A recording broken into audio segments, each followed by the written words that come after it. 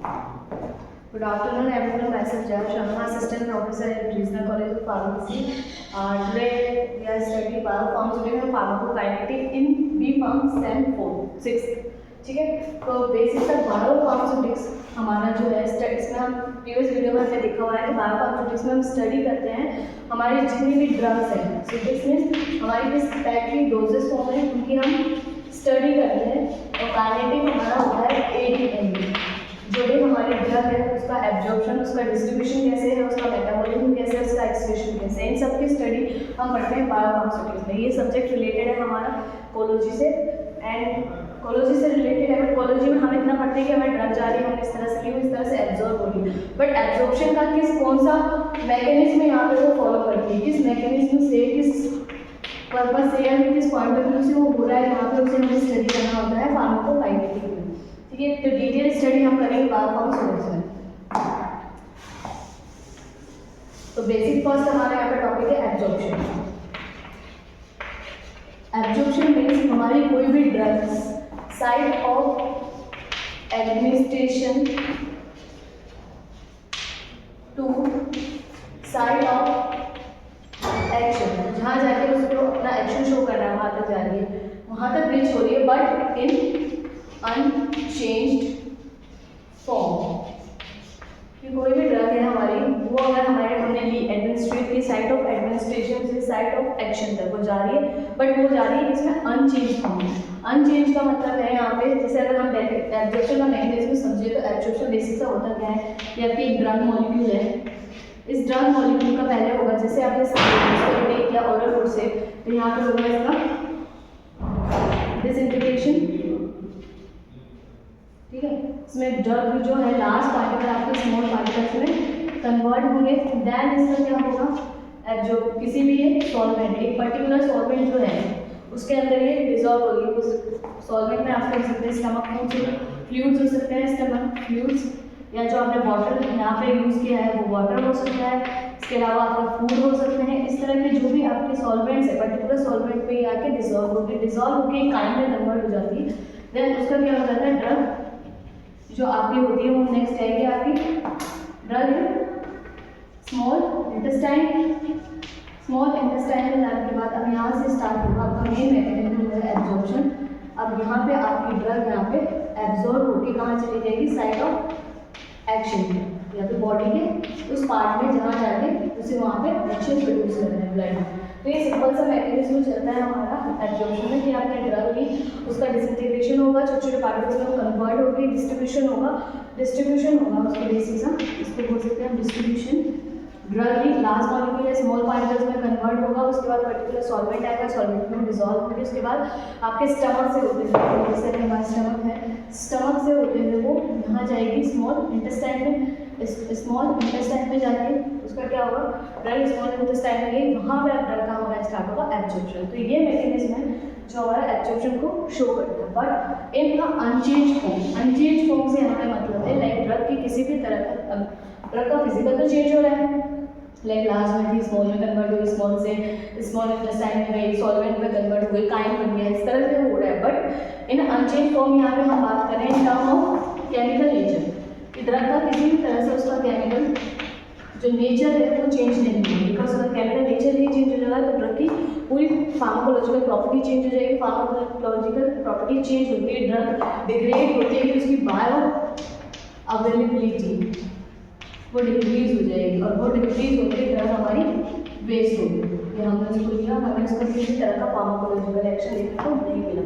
तो इसकी detail study की जितना भी मैकेनिज्म हुआ है वो किस प्रोसेस से होगा, अगर ड्रग हम ले रहे हैं तो ये एब्जॉर्प्शन किस प्रोसेस से होगा, वो सारे प्रोसेस का मैकेनिज्म हम स्टडी करेंगे बायोफार्मास्यूटिक एंड फार्माकोकाइनेटिक।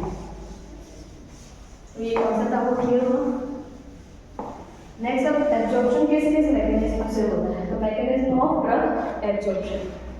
नेक्स्ट टॉपिक है हमारा मैकेनिज्म ऑफ ड्रग एब्जॉर्प्शन, कि कौन कौन से मैकेनिज्म है जिससे हम ड्रग को एब्जॉर्ब कर सकते हैं। तो बेसिक से यहाँ पे हमारे मैकेनिज्म है, फर्स्ट इज 3 तरह के हमारे मैकेनिज्म होता है। First is transcellular,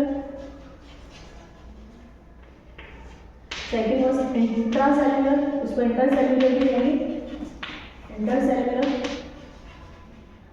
second intracellular या फिर पैरासेलुलर, इसका एक और नाम है पैरासेलुलर। थर्ड वन इज वेसिकुलर या फिर एंडोसाइटोसिस। ये तीन बेसिक मैकेनिज्म है जिससे हमें ड्रग का एब्जॉर्प्शन करना है। फर्स्ट वन इज ट्रांससेलुलर, तो जैसे आप वर्ड से समझ पा रहे हैं, इंट्रासेलुलर मतलब सेल्स के अंदर होगा, और intercellular outer the layer cells, and vesicular cell खुद उसको प्रोड्यूस करने वाली। इसकी डिटेल स्टडी हम करने वाले हैं। तो first one is transcellular. Transcellular को भी फर्दर डिवाइड किया हुआ है। Transcellular is further divided into the first one is passive and second one is active. तो पैसिव को भी फर्दर डिवाइड किया गया हमारा है कोड ट्रांसपोर्टेशन या co transport. Second is passive diffusion, ठीक है। Third one is facilitated diffusion. Fourth one is carrier mediated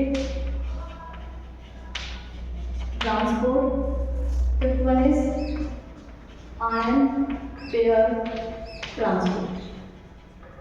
इन्हीं पार्ट्स में इसको डिवाइड किया गया। फर्स्ट इज पैसिव, आपका जो भी पैसिव ट्रांसपोर्ट है उसको फर्स्ट इज कोड में, then second is passive, third is passive diffusion में, ये पैसिव ट्रांसपोर्ट है। पैसिव ट्रांसपोर्ट को ही इनमें डिवाइड किया गया है, facilitated, carrier mediated and ion pair.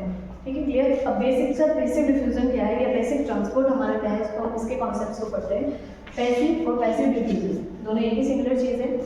Passive transport जो हमारा होता है वो विदाउट एनर्जी होता है, विदाउट एनी एनर्जी।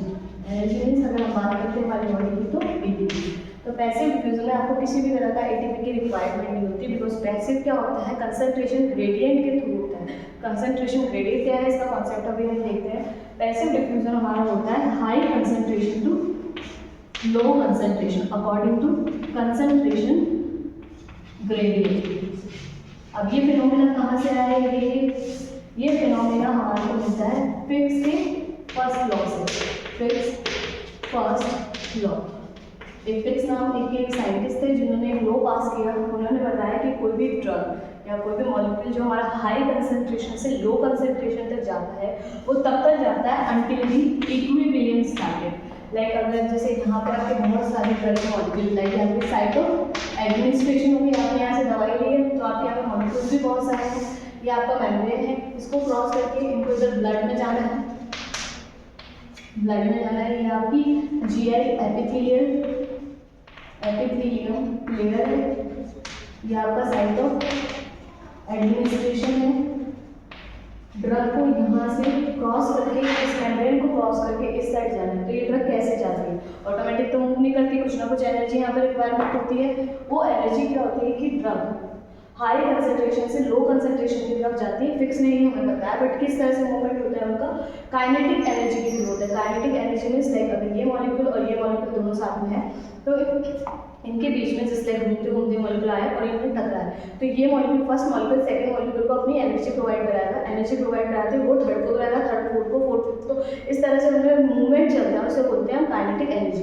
तो वो एक दूसरे को अपनी एनर्जी दे रहे। तो यहाँ जो मॉलिक्यूल्स का मूवमेंट हो रहा है वो खुद की सेल्फ एनर्जी से हो रहा है, उसको बाहर से एटीपी की रिक्वायरमेंट नहीं है एक्सटर्नल, वो एक दूसरे को धक्का मार करके ही आगे बढ़ रहे हैं।